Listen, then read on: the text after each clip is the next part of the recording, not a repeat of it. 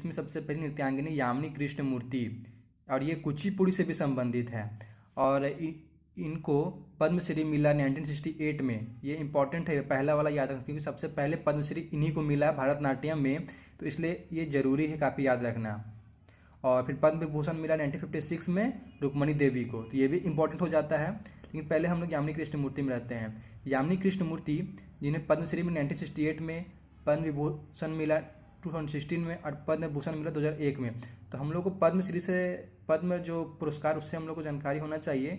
सबसे बड़ा पुरस्कार वो पद्म विभूषण है, फिर सेकंड नंबर में पद्म भूषण है, फिर थर्ड नंबर में पद्मश्री है।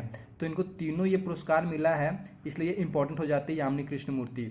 उसके बाद आते हैं सोनल मान सिंह। सोनल मान सिंह जो है ये पद्म भूषण मिला 1992 में, पद्म विभूषण मिला 2003 में। सोनल मान सिंह भी इंपॉर्टेंट है क्योंकि ये महाराष्ट्र से रिलेटेड है। ये जो नृत्यांगिनी ये महाराष्ट्र से संबंध रखती है, और लेकिन ये जो नृत्य करती है ये तमिलनाडु का नृत्य है।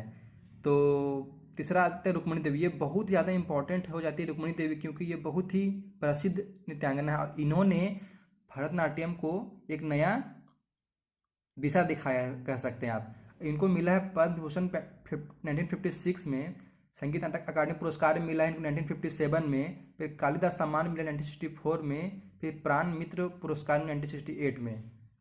इसके बाद है लीला सैमसन। लीला सैमसन भी तमिलनाडु संबंधित है। फिर आते हैं मृणालिनी साराभाई, इनको पद्मश्री मिला है 2003 में, फिर में साहित्य नाट्य अकादमी 2002 मिला है।